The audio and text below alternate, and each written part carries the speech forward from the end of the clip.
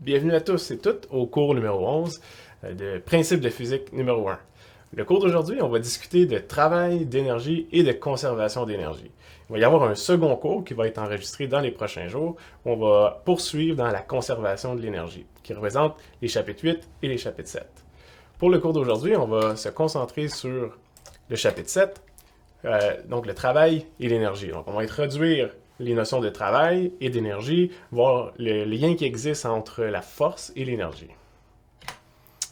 Donc, en physique, le mot travail a un sens bien particulier. Ça représente en fait le transfert d'énergie qui est associé à l'application d'une force. Si par exemple, je veux mettre un objet en mouvement, je dois lui transférer une force pour le faire accélérer par exemple, mais pour ça, je dois faire un travail sur cet objet-là.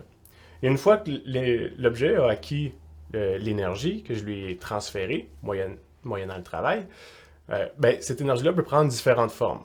Dans le cours aujourd'hui, on va discuter des différentes formes, dont l'énergie cinétique, avec l'équation qui est donnée ici. K qui est égal à 1 demi mv carré. On va aussi discuter des fonctions potentielles et de l'énergie potentielle qui est associée à ces fonctions-là. Okay? Donc d'abord, le travail et l'énergie, les deux ont les mêmes unités. Les unités, c'est les joules. Mais les deux notions sont plutôt distinctes. Le travail, c'est l'application d'une force qui va être faite sur une certaine distance. Donc si par exemple, je pousse un objet, j'applique une force sur cet objet-là, et si je le déplace d'une certaine distance, j'ai fait un travail sur cet objet-là. Contrairement à l'énergie qui est un concept un peu plus abstrait, un peu plus général, qui représente la capacité à effectuer un travail. Okay? Au courant de l'histoire, l'énergie a été plutôt difficile à décrire. On voulait savoir, par exemple, quel était le potentiel d'un système à nous procurer de l'énergie. Encore là, c'est une définition qui semble un peu circulaire, mais l'énergie, c'est un concept qui est arrivé au courant de l'histoire un peu tardivement. Pour l'intuition qu'on en a, ok? On a toute une idée un peu de ce qu'est l'énergie, mais le défi physique ici, c'était vraiment de le décrire mathématiquement et quantitativement, ok? Donc, le travail qu'on note par la lettre W, c'est une quantité scalaire, comme l'énergie d'ailleurs, ok? Donc, ce n'est pas une quantité qui est vectorielle. Et la définition du travail, W, ici, c'est la force fois le déplacement, fois le cosinus de l'angle entre la force et le déplacement. Donc, si j'ai mon graphique ici, avec une masse qui est tirée par une corde, donc je vais avoir une force qui est appliquée. Ici, ça pourrait être une force de tension, par exemple. J'ai ma force qui va tirer ma masse sur une certaine distance, S. Puis le travail, ça va être simplement F, S fois cos de θ. Pour un travail qui est effectué par une force constante, en fait, le travail, mathématiquement, c'est défini d'une façon un peu plus rigoureuse comme le produit scalaire du vecteur de force et du vecteur de déplacement. Okay? Donc, ici, j'ai introduit le produit scalaire, et juste pour m'assurer que tout le monde soit bien à l'aise avec cette notion-là, je vais juste faire une petite parenthèse sur ce qu'est le produit scalaire. Donc, le produit scalaire, c'est une opération entre deux vecteurs qui vont produire un scalaire, donc d'où le produit scalaire. Okay? Un scalaire, on se rappelle que c'est juste un nombre. Okay? Ce n'est pas une quantité vectorielle. Ça a juste un module, si on veut. Ça n'a pas d'orientation. Donc, on dénote le produit scalaire par le symbole d'un petit point ici, entre les deux vecteurs. Et le produit scalaire de deux vecteurs, si par exemple j'ai un vecteur A et un vecteur B, ici, c'est défini comme le nombre réel qui est donné par l'équation suivante. Donc, si j'ai le produit scalaire entre le vecteur A et le vecteur B, en fait, le nombre réel qui me donne le produit scalaire, c'est le module de A fois le module de B fois le cosinus de l'angle entre les deux, okay, qui correspond à cet angle-ci, θ. En fait, le produit scalaire, on peut le voir comme une espèce de mesure d'alignement entre les deux vecteurs. On voit que si les deux vecteurs sont parallèles, si j'ai un vecteur A et un vecteur B comme ça, qui sont parallèles, l'angle entre les deux vecteurs ici, c'est 0. Et cosinus de 0, c'est 1. Donc, c'est ce qui maximise le produit scalaire. Au contraire, si j'ai un vecteur qui est perpendiculaire à un autre, comme ça, avec un angle de 90 degrés entre les deux, on sait que le cosinus de 90 degrés, ça donne 0. Donc, le produit scalaire est nul pour des vecteurs qui sont orthogonaux ou perpendiculaires. Et la dernière situation possible, c'est si j'ai des vecteurs qui sont parallèles, mais de sens opposé. Okay? Dans ce cas-ci, si je redessine mes deux vecteurs côte à côte, je vais avoir un vecteur comme ça et un vecteur comme ça. Et l'angle entre les deux vecteurs ici, c'est 180. Cosinus de 180, ça donne moins 1. Donc, j'ai un produit scalaire qui va être négatif, mais maximalement négatif. Okay? Je vais avoir un grand produit scalaire négatif, contrairement au cas où mes deux vecteurs sont parallèles. Ici, j'ai un grand produit scalaire qui est positif. Dans le contexte d'un travail, en fait, on peut le voir comme une force qui va être appliquée dans la direction du mouvement. Donc ça va être une force qui va être utile, si on veut. Donc, elle va produire un travail qui est positif, étant donné que la force réussit à déplacer l'objet dans sa direction de mouvement. Contrairement à une force dont le produit scalaire serait négatif, bien, ce serait une force qui tire dans la direction opposée à ce que l'objet se déplace, ou dans lequel l'objet se déplace. OK.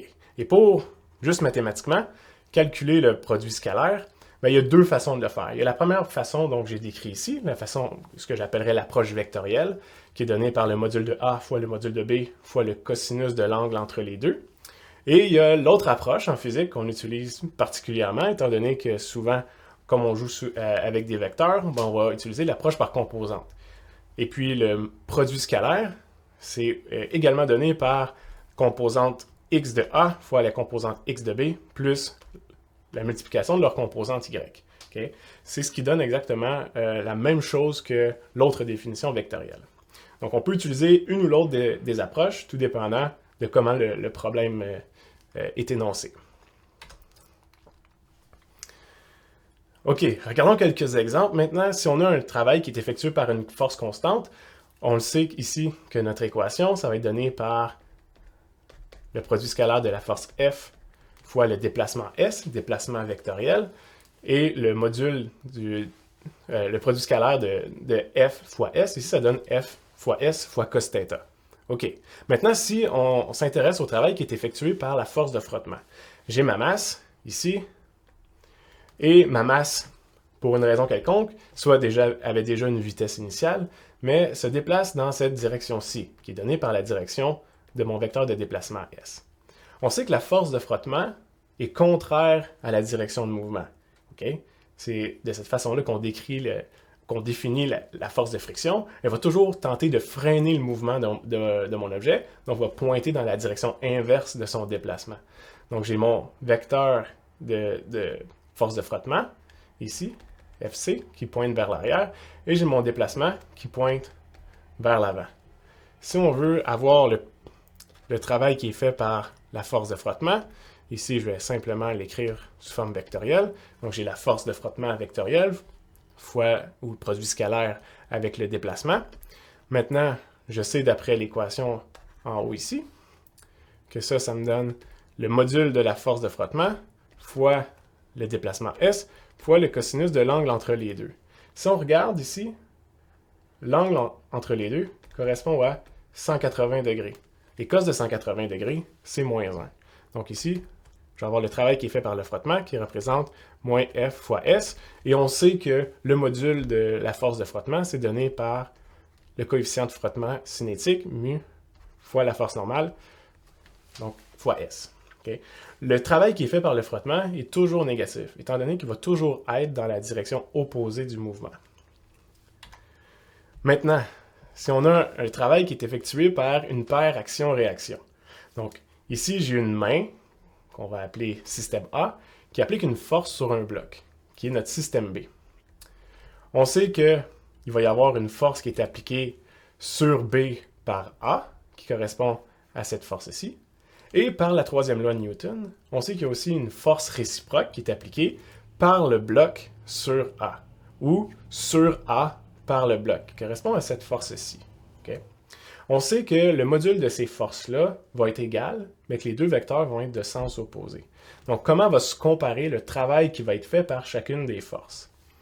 Ici, on peut trouver le travail qui est fait, qui est fait par la force sur A par B, donc qui correspond à mon petit vecteur ici. Donc ça va être FAB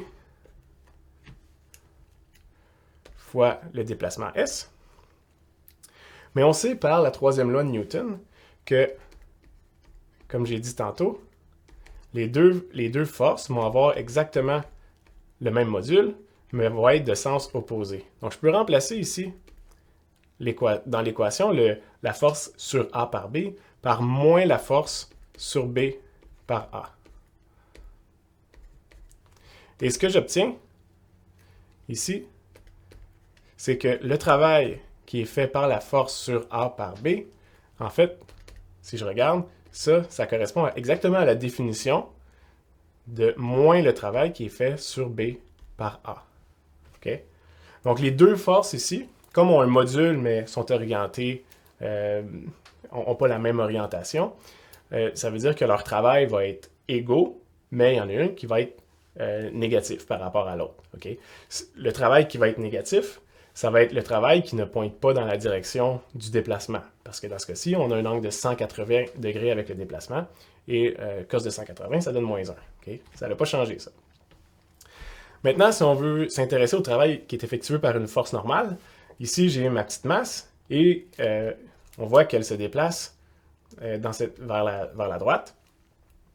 Maintenant, on peut simplement écrire le travail qui est fait par la force normale. N, ben, ça va être la force normale N fois le déplacement, produit scalaire. Et si j'explicite l'équation avec celle qui est affichée en haut, ben, ça va être N fois S fois cos θ. Et cos θ, ben, ça représente l'angle entre les deux vecteurs. Okay? Donc, si j'ai un déplacement comme ça, S, ici j'ai ma force normale, j'ai un angle de 90 entre les deux. Et cos de 90, ça fait 0. Donc, tout ça, ça fait 0. Ça veut dire que le travail d'une force normale est toujours 0. Okay? Si l'objet se déplace le long d'une surface. Parce qu'on sait que la définition de la force normale, c'est un vecteur qui est perpendiculaire à la surface sur laquelle l'objet se trouve. Donc, par définition, le travail va toujours être nul. Les deux, on voit que ma force FG pointe directement vers les Y négatifs et mon déplacement S a un angle phi avec ici FG.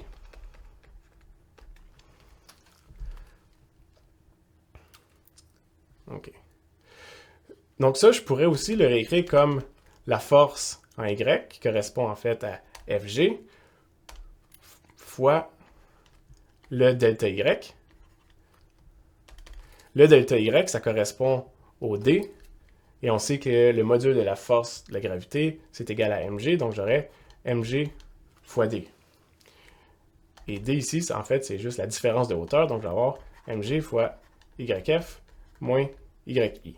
Okay. Donc là, j'ai utilisé l'une ou l'autre des deux définitions du produit scalaire, tout à fait réglementaire. Bon, on peut s'intéresser maintenant à savoir si le travail ici devrait être positif ou négatif. Le travail qui est fait par la gravité, on voit que le bloc descend la pente, donc se dirige dans le même sens que la force de la gravité. Donc, on s'attend à un travail qui est positif. Okay? Le travail fait par la gravité, WG, doit être positif, étant donné que le bloc descend dans la même direction que la force. OK, réfléchissons un peu ensemble maintenant. Question de compréhension. Quel est le travail qui est fait par la tension? Donc, ici, c'est le cas d'une masse que j'attache au bout d'une corde puis que je tournoie au-dessus de ma tête. Okay? Donc ça va créer un mouvement qui est circulaire et on va dire que c'est uniforme. Donc, on s'intéresse à savoir quel va être le travail qui est fait par la force de tension, qui est une force centripète ici. Est-ce que le travail en A va être positif? Est-ce que le travail va être égal à 0 ou nul? Est-ce que le travail va être négatif? Ou, en D, le travail ici ne peut pas être défini, étant donné qu'on a quelque chose qui est dans un mouvement circulaire. Je vous laisse réfléchir à ça.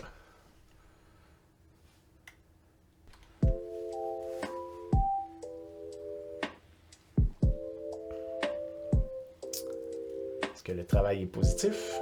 Le travail est nul? Le travail est plus petit que 0?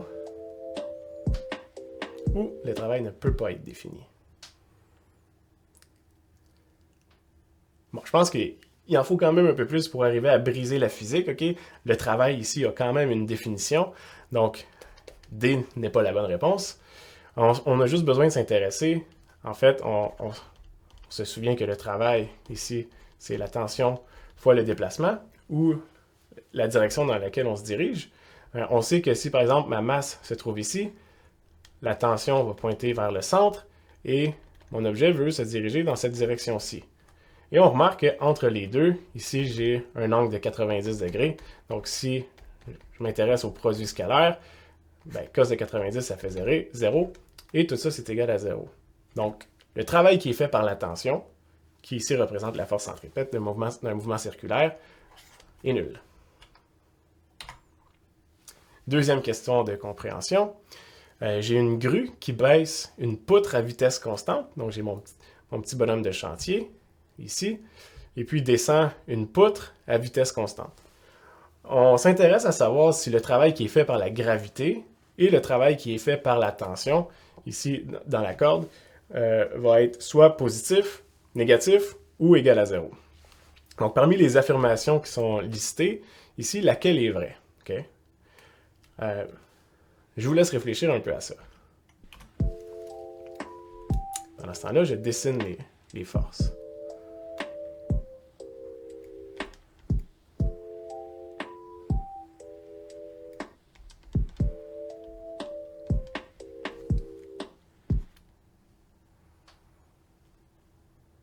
OK? Tout le monde a eu le temps de réfléchir? Bon, si la poutre descend à vitesse constante, ça veut dire que son déplacement est orienté vers le bas. Donc, mon vecteur S est orienté vers le bas. Si on veut avoir le travail qui est fait par la gravité, ici, on le sait que ça va être la force de gravité, produit scalaire avec le déplacement. Et dans ce cas-ci, on remarque que le vecteur de la force de gravité est orienté dans le même sens que le déplacement.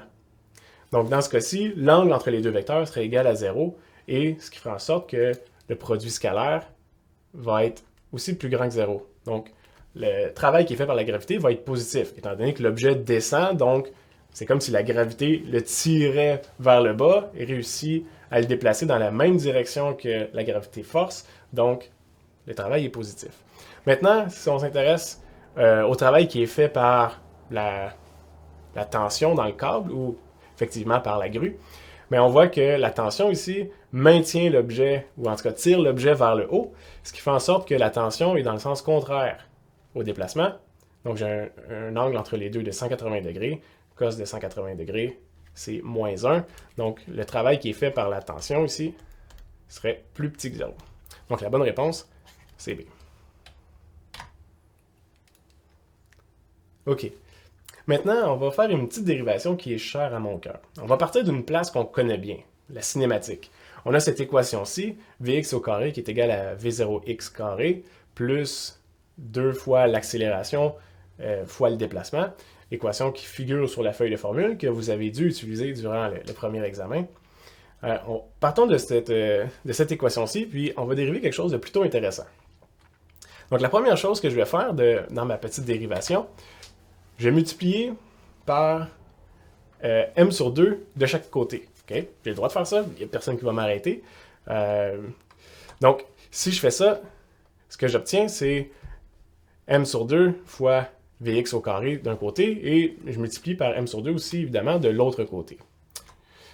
Ce qui fait en sorte que si je distribue mon m sur 2, m ici qui représente la masse, ben, je vais avoir une demi mvx au carré d'un côté, puis de l'autre côté, je vais avoir une demi mv0x carré plus ma fois delta x. Okay. On se souvient que ici, la masse fois l'accélération, c'est quelque chose qu'on connaît bien. En fait, c'est la deuxième loi de Newton. On sait que la somme des forces sur un objet, c'est égal à la masse fois l'accélération. Donc, je vais pouvoir remplacer le ma ici par la somme des forces. Et ce que je peux faire aussi, c'est envoyer le 1 demi mv0x carré de l'autre côté. Ce que j'obtiens, c'est d'un côté une certaine quantité qui fait référence à la situation finale, donc 1 demi mvx qui est la vitesse finale au carré, moins 1 demi mv0x au carré, v0x ici qui correspond à la vitesse initiale. Et de l'autre côté, ce que j'ai, c'est mon ma qui représente la somme des forces fois le déplacement. Et là, on pourrait reconnaître la forme de chaque côté. De ce côté-ci, ce que j'ai en fait, C'est une demi mv carré, c'est ce qu'on va définir comme l'énergie cinétique. Donc, de ce côté-ci, j'ai quelque chose qui va être comme l'énergie cinétique finale moins l'énergie cinétique initiale. Et de ce côté-là, ben, on a une force fois un déplacement qui correspond exactement à la définition du travail qu'on a fait. Donc, je peux en fait écrire ça comme l'énergie cinétique finale moins l'énergie cinétique initiale qui est égale au travail net. Donc, si j'utilise la somme des forces, ben, ça va être la force résultante ou la force nette qui est appliquée sur mon objet. Et ici, ce qu'on peut en déduire, c'est que la variation de l'énergie cinétique, c'est égal au travail net qui est appliqué sur mon objet. C'est une façon un peu différente de résoudre les problèmes comparativement à ce qu'on faisait au début. Au début du cours ou en cinématique, ce qu'on faisait, c'est qu'on regardait la somme des forces qui étaient appliquées sur un objet. De ça, on arrivait à calculer l'accélération. Et si on connaissait la vitesse initiale et la position initiale, on était capable de savoir quelle allait être la vitesse et la position de l'objet dans le futur. Bien, ici, ce qu'on voit, c'est qu'on pourrait faire exactement les mêmes calculs, mais au lieu d'utiliser les forces et les accélérations qui représentent des vecteurs, mais on peut aussi utiliser les quantités scalaires, qui sont la variation de l'énergie cinétique et le travail net qui est appliqué sur un objet. Donc, c'est deux visions différentes pour résoudre effectivement les mêmes problèmes.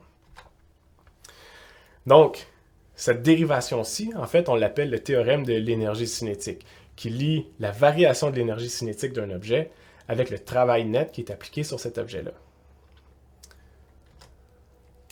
Et comme j'ai expliqué, l'avantage d'utiliser cette approche-ci, c'est qu'on n'utilise que des quantités scalaires. Donc, on n'a pas besoin de décomposer ce qui se passe en X, ce qui se passe en Y. La situation le fait un peu par elle-même. OK, faisons un exemple où on utilise le théorème de l'énergie cinétique. Ici, c'est Albert qui traîne un bloc de 10 kg sur une surface horizontale. On voit dans le schéma à droite, j'ai mon bloc de masse M qui est tiré par une corde avec un certain angle. Okay? Donc, je vais avoir ici la tension T dans la corde. Je dessine.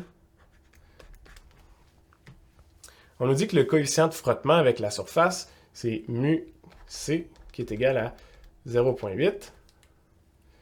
Et à l'instant initial, le bloc se déplace à 2 mètres par seconde. Donc la vitesse initiale que je vais appeler VI ici, c'est égal à 2 mètres par seconde. Et on nous dit que 5 mètres plus loin, le bloc se déplace à 3 mètres par seconde. Donc la vitesse finale, c'est égal à 3 mètres par seconde.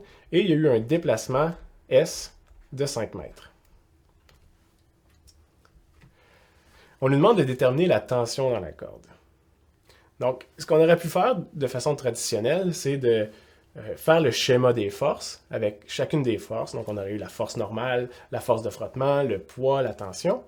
On aurait eu un système d'équations dans lequel, en connaissant ici la vitesse initiale et la vitesse finale, on aurait pu trouver peut-être l'accélération. Et de l'accélération, on sait que la somme des forces qui est égale à la masse fois l'accélération. Et dans la somme des forces, la tension aurait pu être inclue. En fait, la tension serait inclue dans la somme des forces et on aurait pu isoler la tension de cette façon-là. Okay? Ici, on va plutôt utiliser le théorème de l'énergie cinétique. Donc, ce qu'on cherche ici, on cherche la tension T. Et comment qu'on peut arriver à isoler la tension T? Donc, on va se faire une petite stratégie ici. Qu'est-ce qu'on doit faire? D'abord, on sait, d'après le théorème de l'énergie cinétique, que delta K, c'est égal au travail net qui est appliqué sur mon objet. Donc, il va falloir identifier toutes les sources de travaux qui ont contribué à faire changer l'énergie cinétique de mon bloc. Donc, le travail net, qui est égal à la somme de chaque travail. Ici, on va y aller le plus large possible. Si on dessine les forces, je vais avoir la normale, le poids P. J'ai la force de frottement qui pointe dans la direction opposée à mon déplacement. Et j'ai ma force T ici qui tire le bloc. Donc, on va d'abord assigner un travail pour chacune des forces qu'on a dessinées.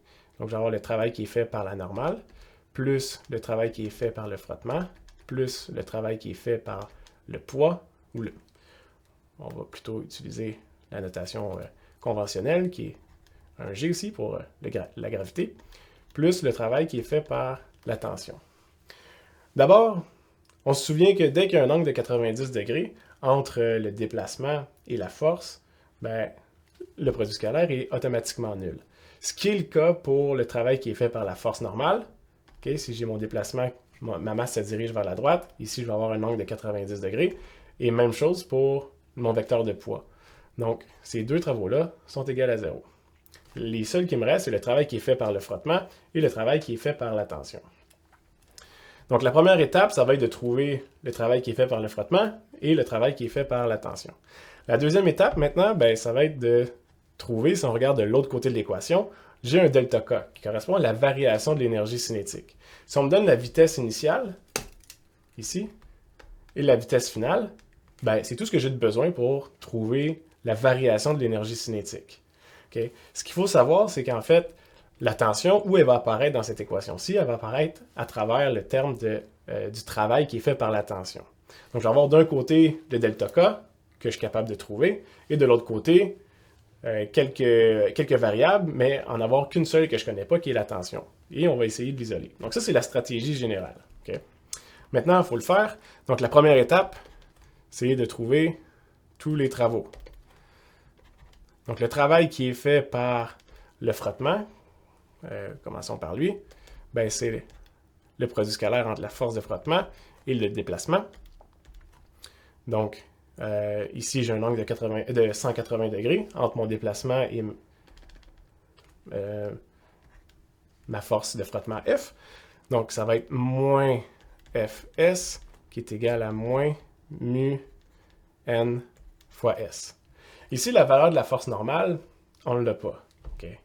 Donc, ce qui est un peu problématique, ou pas, ça veut juste dire qu'on a une étape supplémentaire à faire qui est d'aller voir la somme des forces en Y pour trouver la valeur de la force normale. Donc, si je trace ici mon système d'axes en X puis en Y, comme on ne connaît pas ici la valeur de N, bien, ce qu'on va faire, c'est regarder la somme des forces en Y. Ici, la somme des forces en Y, si je regarde, je vais avoir N qui pointe vers les Y positifs, donc plus N, moins P, qui pointe vers les Y négatifs, donc moins P, moins mg. Et j'ai aussi une composante Y de ma tension. Okay? Donc, j'ai une composante Y ici qui allège mon bloc, puisque ça tire vers le haut. Donc, je vais avoir plus T sin θ. Ici, c'est sin phi, en fait. Et tout ça, ici, c'est égal à la masse fois l'accélération, d'après la deuxième loi de Newton. Et notre bloc n'accélère pas en Y, donc l'accélération est nulle, et tout ce côté-là vaut 0. Donc, de cette équation-ci, je suis capable d'isoler l'expression pour ma force normale, qui va être simplement mg moins t sin phi. Excellent, je peux remplacer ça dans mon équation pour le travail pour le frottement. Donc, j'ai le travail fait par le frottement qui va être moins mu. Ici, je remplace mg moins t sin phi fois le déplacement s. OK. Bon, premier travail de trouver. Maintenant, on va aller trouver le travail qui est fait par la force de tension. Donc, Wt, simplement T fois le déplacement. Et ici, ce que j'ai, c'est T fois S fois le cosinus de l'angle entre les deux. Si mon déplacement est dans cette direction-ci, l'angle entre T et S, ça correspond à phi. Donc, je vais avoir Ts fois cos phi. Excellent.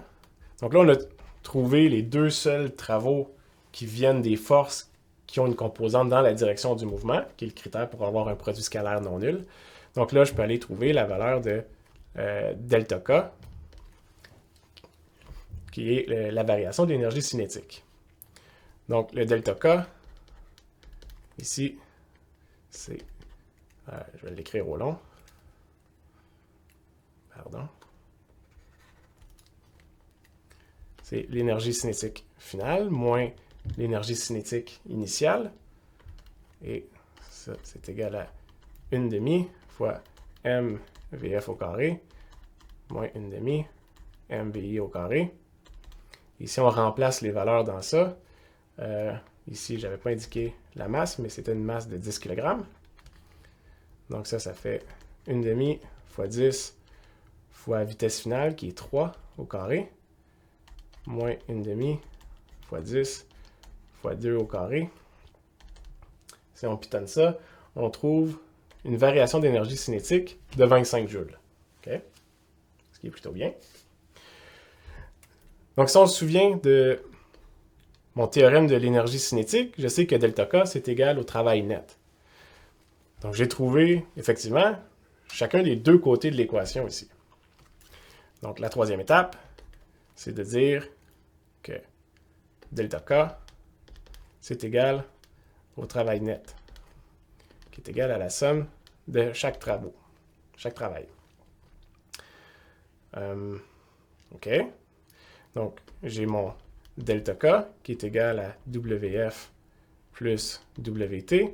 Maintenant, je vais écrire leur équation respective. Donc, je vais avoir TS cos phi pour WT moins mu ça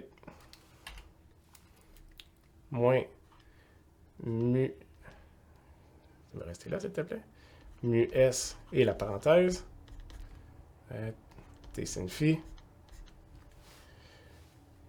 Et la valeur du delta K ici, on le connaît, on a trouvé que c'était 25 joules. Dans cette équation-ci, en fait, la seule chose qui me reste à trouver, c'est la tension. Donc, je peux isoler ici la tension dans cette équation-ci, et je vais trouver une expression qui ressemble à delta K plus mu C, qui est notre coefficient de frottement cinétique, S fois mg, divisé par S cos phi plus sin phi. Okay, je vais vous laisser dériver ça dans vos propres temps libres. Et si on remplace les valeurs numériques dans cette équation-ci, donc on sait que le delta K ici correspond à 25 joules, mu C c'est égal à 0,8, ainsi de suite. On remplace et on trouve une tension de 65,9 newtons. Voilà. Donc voilà comment on peut utiliser le théorème de l'énergie cinétique pour d'abord trouver la variation de l'énergie cinétique, et il faut aussi connaître la somme ou chaque travail, les additionner pour avoir le travail net fait par l'objet. Et ensuite, on peut mettre les deux égaux ensemble, et voilà. OK, autre petit exercice. Ici, c'est l'histoire d'une balle de 200 grammes qui est lancée verticalement vers le haut avec une vitesse initiale dont le module vaut 20 mètres par seconde. Et on nous dit que la balle va atteindre une hauteur maximale de 18 mètres. Première chose qu'on va faire, c'est d'abord dessiner la situation. Donc, par exemple, je pars du sol à y égale à 0. J'ai ma petite balle que je lance avec une certaine vitesse initiale, que je vais dire VI. La balle va monter et on nous dit qu'elle va atteindre une hauteur maximale, ici Y max, qui est égale à 18 mètres. Et on nous dit que la vitesse initiale, VI, c'est 20 mètres par seconde. Et la balle a une masse de 200 grammes, donc 0,2 kg. Excellent. Le schéma est fait, on n'a même pas eu la question. En A, on nous demande de trouver la variation de l'énergie cinétique. Donc, autrement dit, on nous demande de trouver le delta K, qui correspond à l'énergie cinétique finale, moins l'énergie cinétique initiale. Donc, si je mets les vitesses en évidence, je vais avoir 1/2 fois la masse, fois la vitesse finale au carré, moins la vitesse initiale au carré. Et si on remplace les valeurs, on s'intéresse au point le plus haut de la trajectoire, donc à Y max. On sait que la vitesse en Y à cette hauteur-là est nulle.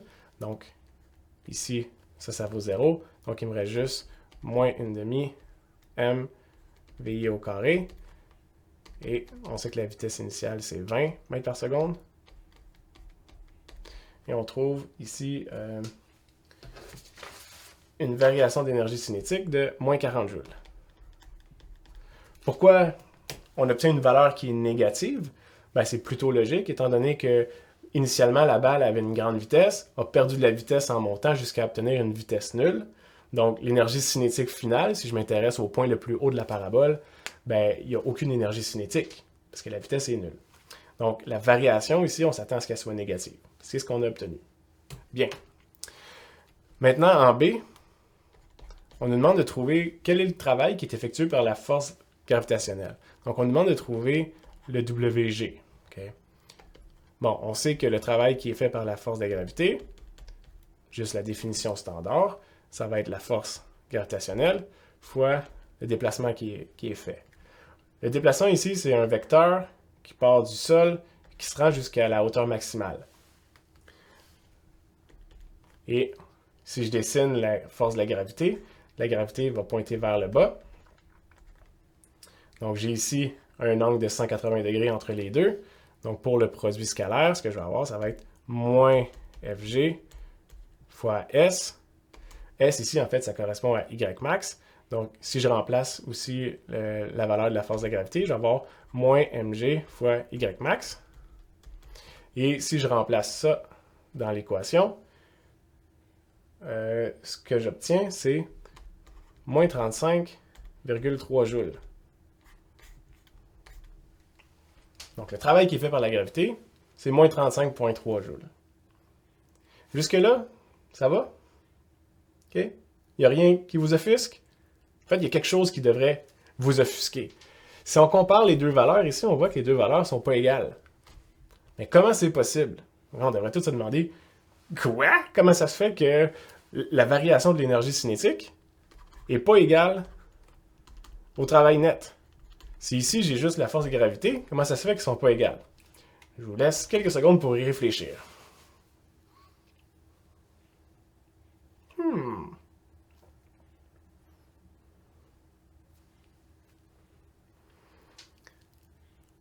Ah.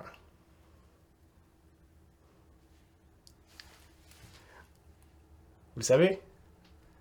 Ben, le problème ici, c'est que peut-être qu'on n'avait pas inclus tous les travaux qui ont été faits sur la balle. Okay? On se souvient qu'en fait, de ce côté-ci, le travail net, ça correspond à la somme des travaux. Donc, j'ai effectivement la gravité qui va faire un travail ici, un travail qui va être négatif, étant donné que la force pointe vers le bas, mais que ma balle se déplace quand même vers le haut. Donc, je vais avoir un travail qui est négatif. Mais ça veut dire qu'il y a un autre travail ici, travail caché, qui devrait être inclus dans la somme des travaux qui sont faits. Et ici, en fait, intuitivement, on pourrait dire que c'est le travail qui est fait par la résistance d'air qui ralentit la balle.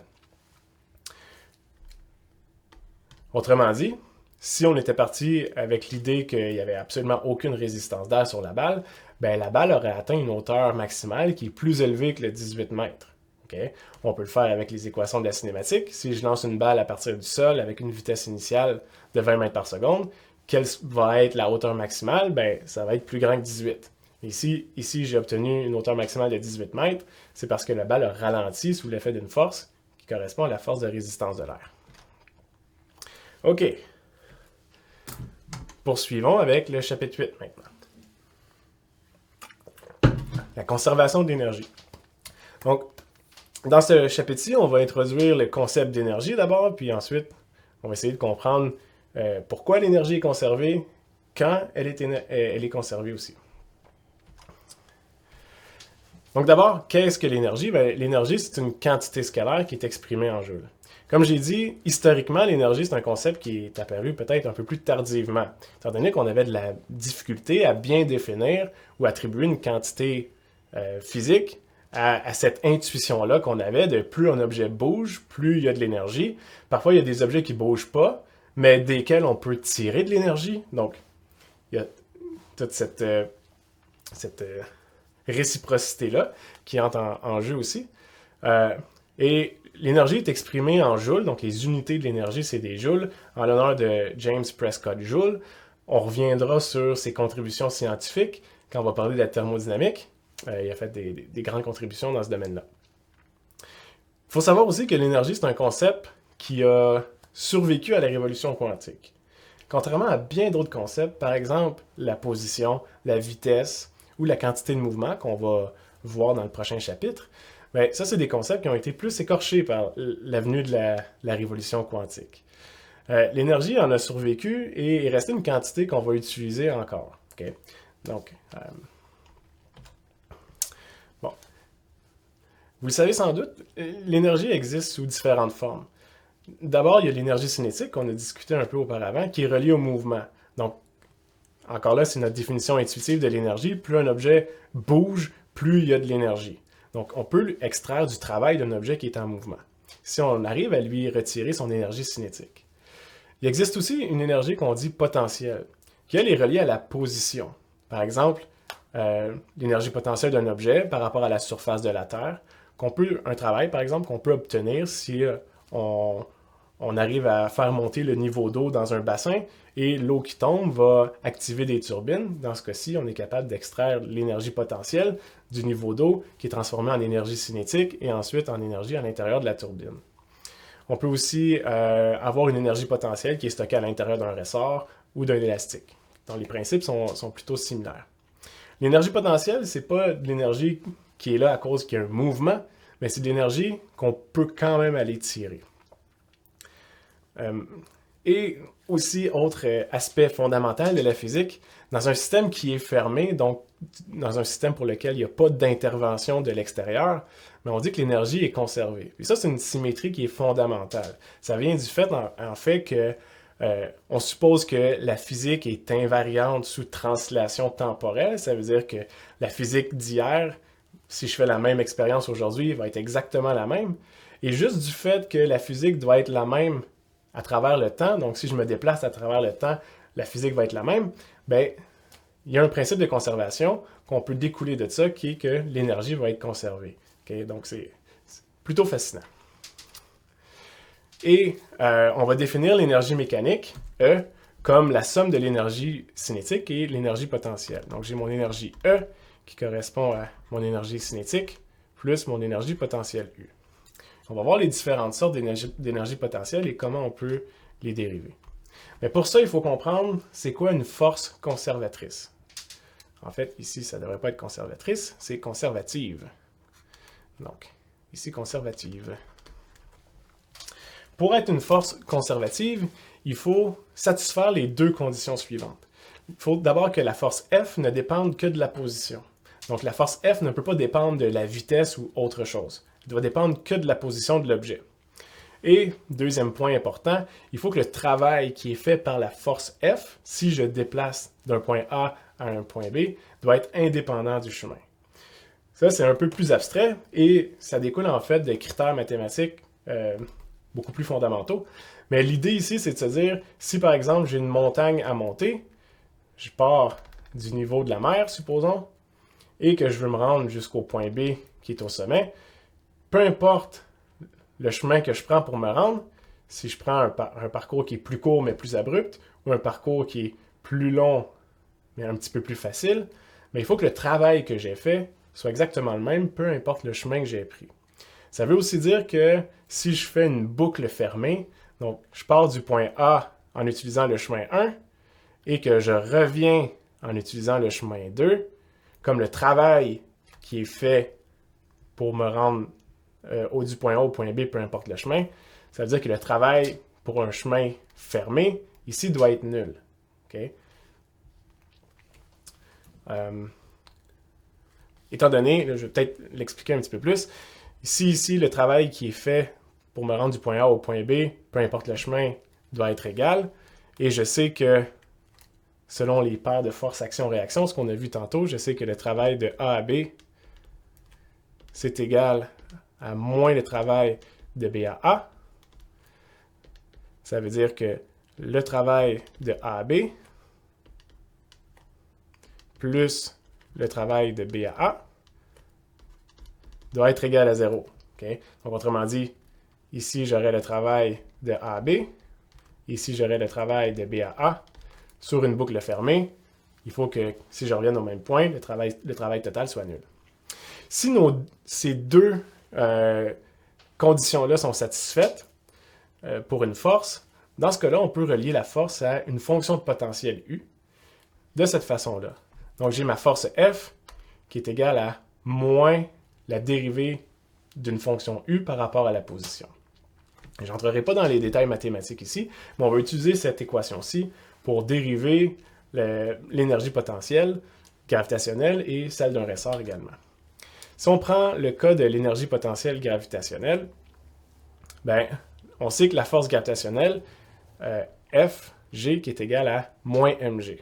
Si on veut savoir maintenant quelle va être l'énergie potentielle qui est associée à ça, ici j'ai une petite faute, ben, ce qu'on peut faire ici, on se souvient que d'après la dernière diapo, je sais que F c'est égal à moins du sur dr, mais dans ce cas-ci, ça va être simplement en y, donc moins du sur dy, que je peux réexprimer comme du, qui est égal à moins f fois dy. Ici, dans le cas de gravitationnel. OK. Donc, si je veux savoir ici quelle est l'énergie potentielle gravitationnelle, ben, je peux intégrer mon du qui correspond à moins f fois dy, moins fg. Et on sait que fg ici, ça correspond à moins mg, pardon. Donc, ce qui va me rester, c'est mg dy. Donc, ça, c'est égal à mgy. Okay. L'intégrale de mg dy, c'est égal à mgy. Donc là, on a défini l'énergie potentielle gravitationnelle. OK. Et on se souvient du travail qui est fait par la gravité. Okay, donc c'est ici le travail qui est fait par la gravité, Wg, qui est égal à moins mg fois, ça correspond au delta y. Si on regarde l'équation ici, j'ai que l'énergie potentielle gravitationnelle qui est égale à mgy, et j'ai le travail qui est égal à moins mgy. Mais dans ce cas-là, je peux relier le travail qui est fait par la gravité à moins la variation de l'énergie potentielle. Lien physique intéressant. OK, ça va pour l'énergie potentielle gravitationnelle. On va faire la même petite routine pour l'énergie potentielle d'un ressort. Donc, pour découler l'énergie potentielle d'un ressort, ben, on part d'abord de la force d'un ressort qui est donnée par la loi de Hooke. Donc, la force d'un ressort dépend de la position. Plus on est loin de la position d'équilibre, qu'on va appeler soit le x0 ou x égale à 0, tout dépendant, plus on est loin de la position d'équilibre, plus la force est grande. Okay? Donc, ça, c'est une force qui n'est pas constante. Elle dépend de la position. Mais, on a dit qu'on a le droit d'avoir une force qui dépend que de la position. Si c'est une force conservative, on peut trouver une énergie potentielle quand même.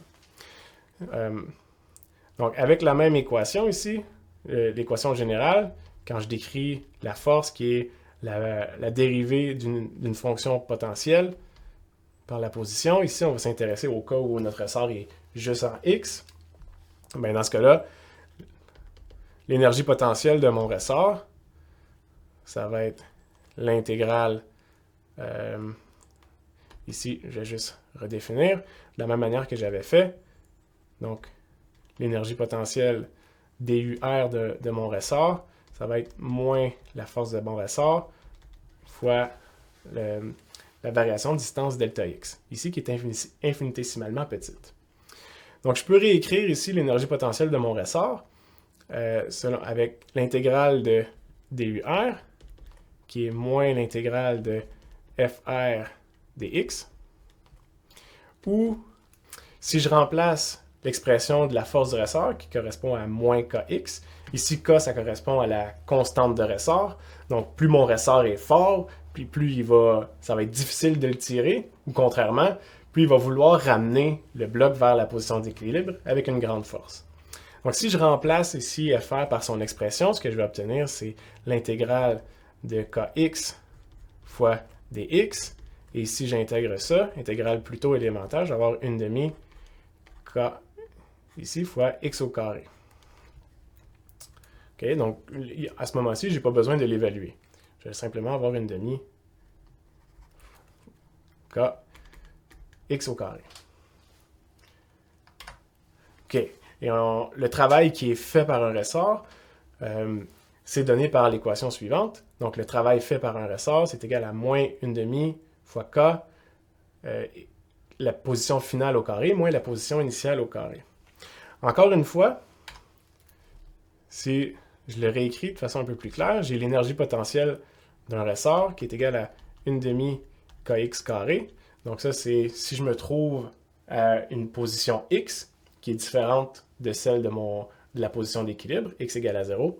Dans ce cas-ci, ma masse ne bouge pas, mais j'ai l'énergie qui est stockée sous forme d'énergie potentielle et la valeur, c'est 1/2 kx carré.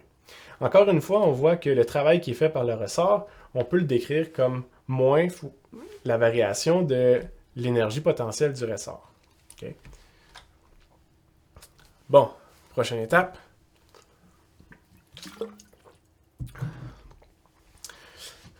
On va maintenant dériver le principe de conservation de l'énergie. On a parlé beaucoup d'énergie cinétique et on a dérivé l'énergie potentielle pour la gravité et pour le ressort.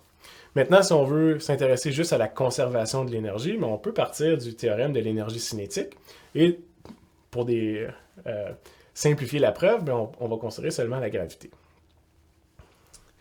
Donc, j'ai la variation de mon énergie cinétique, ici, mon delta K, selon le théorème de l'énergie cinétique, qui est égal à la somme des travaux qui sont faits sur mon objet. On va s'intéresser seulement au cas où il y a la gravité, donc le travail total va être fait par le travail de la gravité. Et, comme on a vu dans les dernières diapos, on peut relier le travail qui est fait par la gravité, WG, qui est égal à moins la variation de l'énergie potentielle gravitationnelle. Donc, tout ce que j'ai fait, c'est remplacer le WG ici, qui est égal à moins la variation de l'énergie potentielle, dans cette expression-ci. On sait que la variation de l'énergie potentielle, c'est simplement l'énergie potentielle finale moins l'énergie potentielle initiale. Et on sait que, de façon générale, l'énergie potentielle gravitationnelle, c'est égal à mgy. Donc, on peut ici simplifier cette expression-ci. Okay, je ramène tout ce qui est final d'un côté, tout ce qui est initial de l'autre. Et ce que j'ai, c'est ici, ça correspond à mon énergie mécanique initiale qui est égale à mon énergie mécanique finale.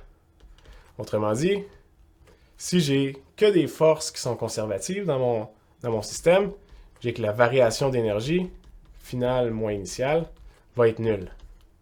D'où l'idée que l'énergie est conservée, si on a des forces qui sont conservatives. Et voilà. Si je regarde un diagramme d'un objet qui est en chute libre, s'il part initialement avec une vitesse nulle, donc je prends juste une balle que je laisse tomber, d'abord, l'énergie mécanique de mon objet est toute sous forme gravitationnelle. J'ai aucune, comme la vitesse initiale est nulle, j'ai aucune énergie cinétique. À mesure que ma balle tombe, va acquérir une vitesse, donc l'énergie cinétique va augmenter et va perdre de l'énergie potentielle. Donc, on voit qu'il y a une balance qui se fait, ou il y a un échange qui se fait à mesure que le système évolue entre l'énergie potentielle initiale, qui va être transférée en énergie cinétique, à mesure que la balle tombe. Quand la balle arrive au sol, il n'y a plus d'énergie potentielle. Si on définit le sol comme le y égale à 0, donc je vais avoir aucune énergie potentielle et la balle va avoir toute son énergie mécanique sous forme cinétique. Okay? C'est ce qui est représenté dans le graphique derrière moi. OK, faisons un exemple de ça. Ici, c'est l'histoire d'un chariot qui a une masse de 0,1 kg qui se déplace le long d'une piste irrégulière. Okay? Donc, un peu comme une montagne russe. Il va partir au point A avec une vitesse de 3 mètres par seconde.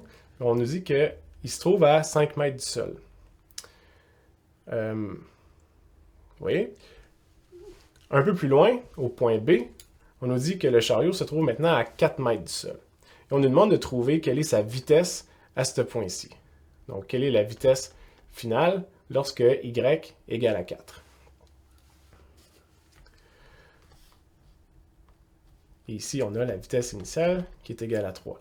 Et ici, j'ai la hauteur initiale qui est égale à 5 mètres et la hauteur finale qui est égale à 4 mètres. Bon, donc ici, on cherche la vitesse finale à y égale 4 mètres.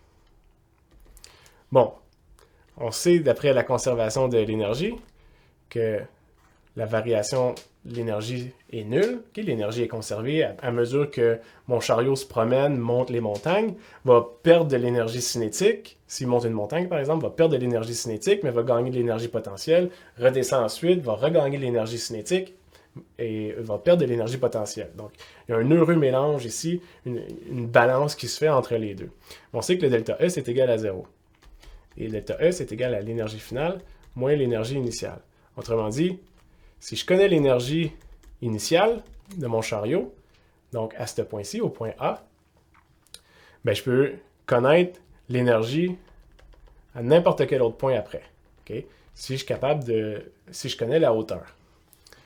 Autrement dit, si je réécris ça, je peux dire que l'énergie au point A, c'est égal à l'énergie au point B.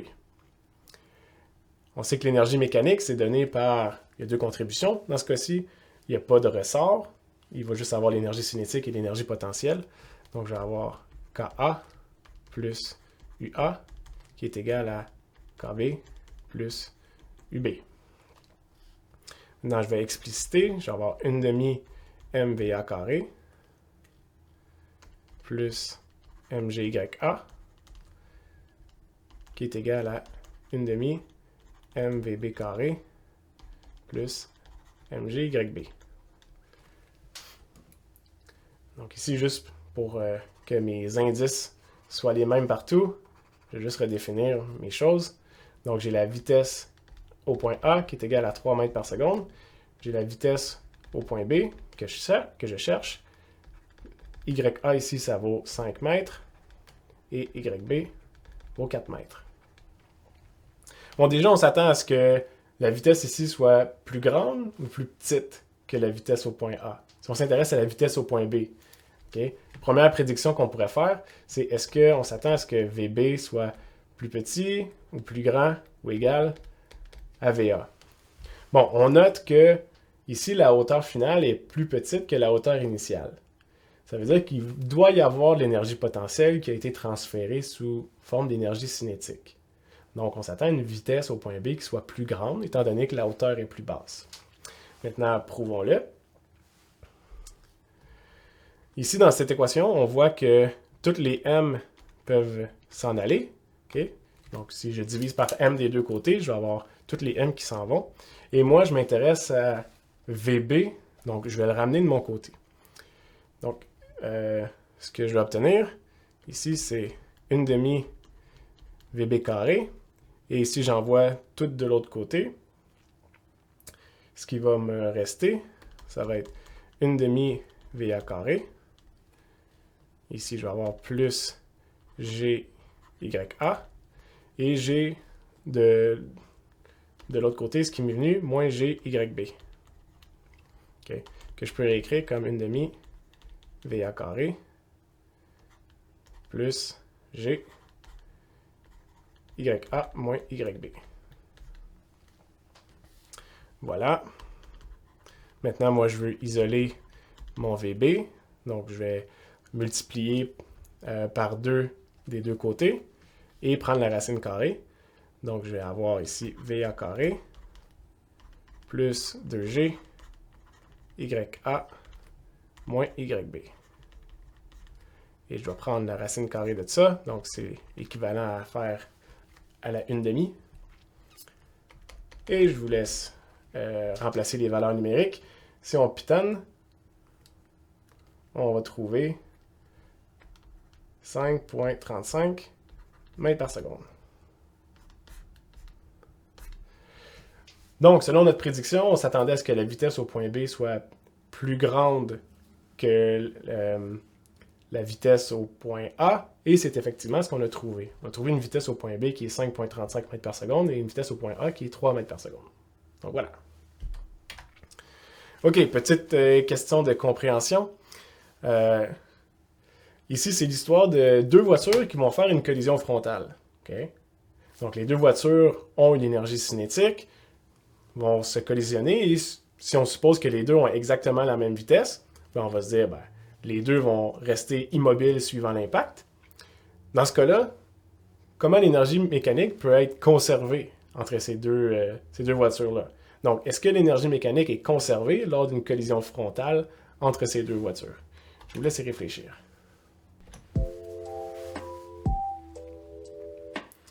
Oui, l'énergie mécanique est conservée. Non, l'énergie mécanique n'est pas conservée. Oui, il y a seulement une partie de l'énergie mécanique qui est conservée. OK. Ici, la réponse est non. L'énergie mécanique n'est pas conservée parce qu'il n'y a pas une fonction potentielle dans laquelle l'énergie de la collision va être conservée. Comment je devrais dire?